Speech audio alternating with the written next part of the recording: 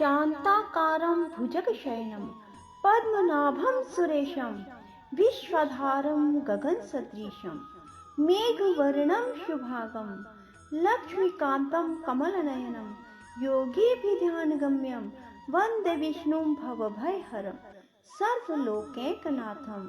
राधे राधे मेरे प्यारे भाइयों बहनों माताओं व बंधुओं, संस्कार की बातें चैनल में आपका स्वागत है। बंधुओं, आज मैं आपको श्रवण करवाने जा रही हूँ रमा एकादशी के दिन रमा एकादशी व्रत कथा।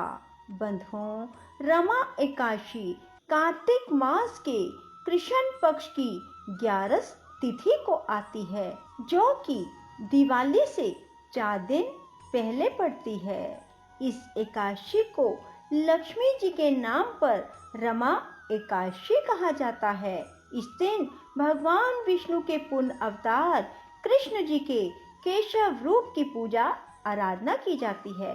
इस एकादशी का व्रत करने से जीवन में वैभव और अंत में मोक्ष की प्राप्ति होती है। बंधुओं, जो कोई भी एकादशी का व्रत करते हैं उन्हें जीवन में कभी भी धन की कमी नहीं होती। बंधुओं, यदि आपने YouTube चैनल संस्कार की बातें अब तक सब्सक्राइब नहीं किया तो जरूर करें और बेल आइकन दबाना ना भूलें, ताकि आपको हमारी आने वाली सभी वीडियोस की जानकारी सबसे पहले हो सके। बंधुओं, एकादशी को प्रातःकाल जल्दी उठें, स्नान आदि से निवृत्त होकर भगवान विष्णु के समक्ष खड़े होकर संकल्प लें। कहें, अमुक संवत्सरे, संवत का नाम कार्तिक मासे कृष्ण पक्षे पुण्यदायिनी एकादशी तिथो अमुक वासरे, अर्थात जो वार हो, अमुक गोत्र उत्पन्नो, जिस गोत्र में हो उस गोत्र का नाम, अमुक नामनो अहम, अपने नाम का उच्चारण करने के बाद ब्राह्मण को शर्मा अहम, क्षत्रिय को वर्मा अहम, वैश्य को गुप्तो अहम और शुद्ध को दासो अहम कहना चाहिए। सकल जन्म जन्मांतर अर्जित पापानि तेषाम शमन अर्थ एकादशी व्रत अहम करिष्ये, ऐसा बोलकर जल भगवान विष्णु के समक्ष छोड़ दें। बंधुओं, इसके बाद भगवान विष्णु के षोडश उपचार पूजा करें। रात्रि में दीप दान करें, अर्थात भगवान विष्णु के समक्ष शुद्ध देसी घी का दीपक जलाएं। रात्रि जागरण करें, भजन कीर्तन करें। जो मनुष्य भी ऊपर लिखी विधि विधान के साथ एकादशी व्रत करते हैं, भगवान विष्णु उन्हें मनचाहा फल प्रदान करते हैं। बंधुओं, एकादशी व्रत करने वाले को व्यतिपात के दिन दान करने से लाख और संक्रांति में दान करने के पुण्य से 4 लाख गुना पुण्य प्राप्त होता है। सूर्य चंद्र ग्रहण में कुरुक्षेत्र में स्नान करने से जो फल मिलता है, वही फल एकादशी के व्रत करने से प्राप्त होता है। अश्वमेध यज्ञ करने, 1000 तपस्वियों को 60 वर्ष तक भोजन कराने, पंडितों और ब्रह्मचारियों को भोजन कराने से 1000 गुना पुण्य कन्यादान और भूमि दान करने से होता है, और उससे 100 गुना पुण्य विद्या दान करने से होता है, और विद्या दान से 100 गुना पुण्य भूखों को भोजन कराने से होता है। अन्नदान से ही देवता और पितृ दोनों तृप्त होते हैं, पर एकादशी के व्रत का पुण्य इन सब से बढ़कर है। 1000 यज्ञों से भी अधिक एकादशी के व्रत का पुण्य प्राप्त होता है। एकादशी के व्रत का प्रभाव देवताओं को भी दुर्लभ है। रात्रि को जो प्राणी भोजन करते हैं उन्हें एकादशी व्रत का आधा फल प्राप्त होता है। दिन में एक बार भोजन करने वाले को उसका भी आधा फल प्राप्त होता है, परंतु निर्जल व्रत रखने वालों को जो पुण्य फल प्राप्त होता है उसका वर्णन करने में देवता भी असमर्थ हैं। हजारों यज्ञ, लाख गौदान से भी एकादशी के व्रत का महात्म बड़ा बताया गया है। बोलो कृष्ण भगवान की जय हो। रमा एकादशी व्रत कथा।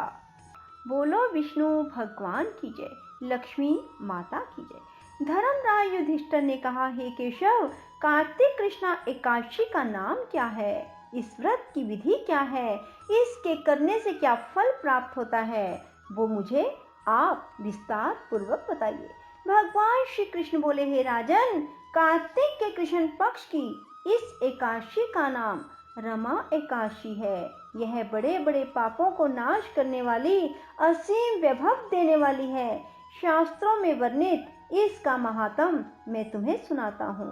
प्राचीन काल में मुचकंद नाम का एक राजा था। उसकी इंद्र के साथ बहुत मित्रता थी और साथ ही यम, कुबेर, वरुण और विभीषण के साथ भी मित्रता थी। वह राजा बड़ा धर्मात्मा तथा विष्णु भक्त था और न्याय पूर्वक राज्य करता था।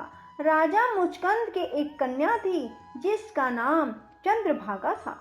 उस कन्या का विवाह चंद्रसेन के पुत्र शोभन के साथ हुआ। एक समय शोभन अपने ससुर मुचकंद के घर आया। उन्हीं दिनों जल्दी ही पुण्यदायिनी रमा एकादशी आने वाली थी। व्रत का दिन समीप आया तो चंद्रभागा को अत्यंत सोच उत्पन्न हुई कि मेरे पति बहुत दुर्बल हैं और मेरे पिता की व्रत के बारे में आज्ञा अति कठोर है।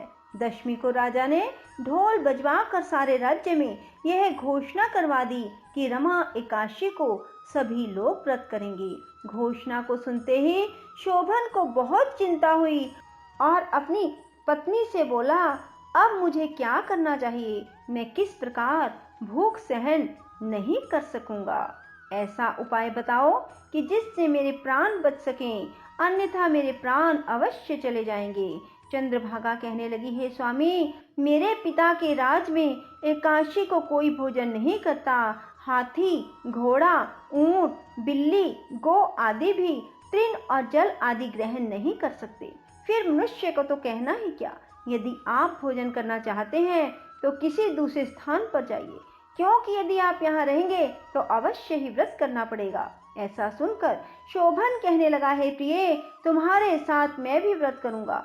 जो भाग्य में होगा देखा जाएगा। ऐसा विचार कर उसने व्रत किया और भूख व प्यास से अत्यंत पीड़ित होने लगा। जब सूर्य नारायण अस्त हो गए तब रात्रि जागरण का समय आया। यह जागरण वैष्णवों को तो अत्यंत हर्ष देने वाला था, परंतु शोभन को अत्यंत दुखदायी लगा।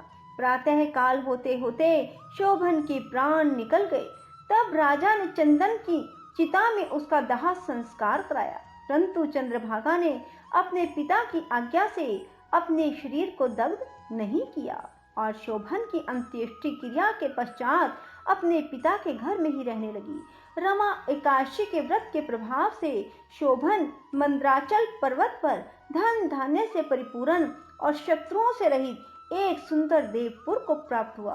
वह अत्यंत सुंदर रतन और वैदुर्य मणि जटित स्वर्ण के खंभों पर निर्मित अनेक प्रकार की स्फटिक मणि से सुशोभित भवन में सिंहासन पर आरूढ़ हुआ।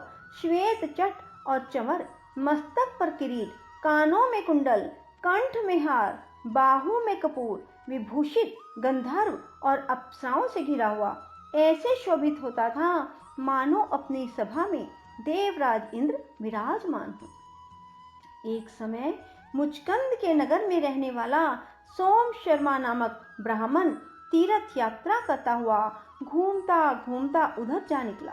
ब्राह्मण शोभन को पहचान कर कि यह तो राजा का जमाई शोभन है, उसके निकट आया। शोभन भी उसको पहचान कर अपने आसन से उठकर उसके पास आया और प्रणाम आदि करके कुशल क्षेम पूछने लगा। ब्राह्मण ने कहा, राजा मुचकंद और आपकी पत्नी चंद्रभागा कुशल से हैं। नगर में भी सब प्रकार कुशल हैं, परंतु हे राजन, हमको अत्यंत आश्चर्य हो रहा है। अपना वृतांत कहिए। ऐसा सुंदर नगर जो ना कभी देखा है ना सुना है, आपको किस प्रकार प्राप्त हुआ? तब शोभन बोला, कार्तिक कृष्णा रमा एकादशी का व्रत करने से मुझे यह नगर प्राप्त हुआ है, परंतु यह अस्थिर है। यह सुनकर ब्राह्मण बोला, हे राजन, स्थिर होने का कोई उपाय हो तो कहें, मैं उसे अवश्यमेव करूंगा।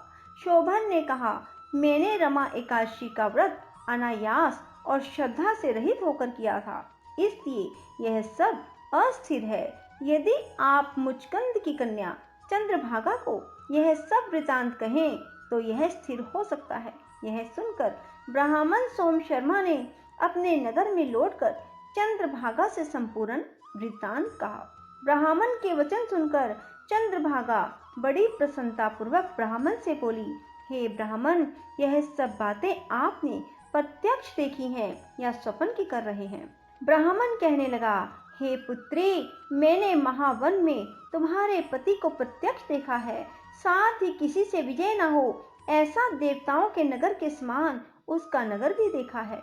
उन्होंने यह भी कहा है कि यह स्थिर नहीं है। जिस प्रकार यह स्थिर रह सके वह उपाय आपको करना चाहिए। चंद्रभागा कहने लगी, हे विप्र, तुम मुझको वहां ले चलो। पति देव के दर्शन की मेरी तीव्र लालसा है। मैं अपने किए पुण्यों से उस नगर को स्थिर बना दूंगी। आप ऐसा उपाय कीजिए जिससे उनका और मेरा मिलन हो सके। आपकी अति कृपा होगी और आपको पुण्य भी मिलेगा। सोम शर्मा चंद्रभागा को साथ लेकर मंदराचल पर्वत के समीप वामदेव ऋषि के आश्रम में गए। वामदेव ऋषि ने उनकी बात सुनकर वेद मंत्रों से उज्जवल तिलक द्वारा चंद्रभागा का अभिषेक किया। तब ऋषि मंत्र के प्रभाव और एकादशी व्रत से चंद्रभागा का शरीर दिव्य हो गया और वह अत्यंत प्रसन्नता के साथ अपने पति के निकट पहुंची।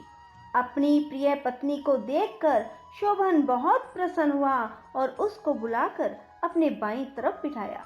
तब चंद्रभागा ने कहा, हे प्राणनाथ, आप मेरे सभी पुण्यों को ग्रहण कीजिए जिससे आपका यह नगर और राज्य स्थिर हो जाए। जब मैं 8 वर्ष की थी तब से ही सभी एकादशियों के व्रतों को पूर्ण श्रद्धा पूर्वक विधि विधान के साथ करती आ रही हूँ। इस पुण्य के प्रताप से आपका यह नगर स्थिर हो जाएगा। समस्त कार्य पूर्ण होकर प्रलय के अंत तक रहेगा। इस प्रकार चंद्रभागा दिव्य रूप धारण कर दिव्य आभूषणों और वस्त्रों से सुसज्जित होकर अपने पति के साथ रहने लगी। हे राजन, यह मैंने रमा एकादशी का महात्म तुम्हें बता दिया।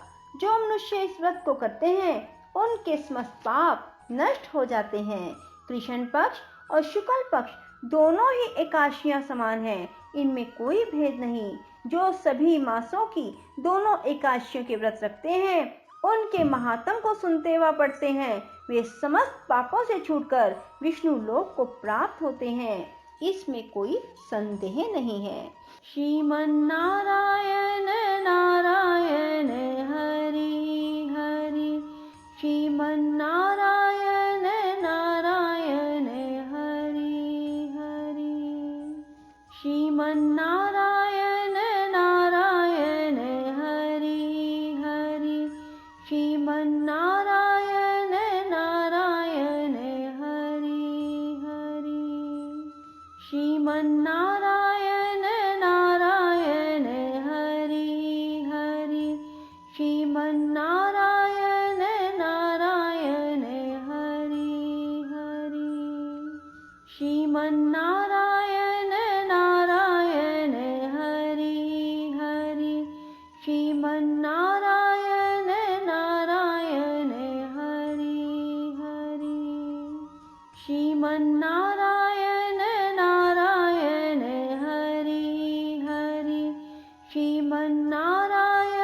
नारायण हरि हरि, श्रीमन नारायण नारायण हरि हरि, श्रीमन नारायण नारायण हरि हरि, श्रीमन नारायण नारायण हरि हरि, श्रीमन नारायण नारायण हरि हरि, श्रीमन नारायण नारायण हरि हरि, श्रीमन नारायण नारायण हरि हरि, श्रीमन नारायण नारायण हरि हरि, श्रीमन नारायण नारायण हरि हरि।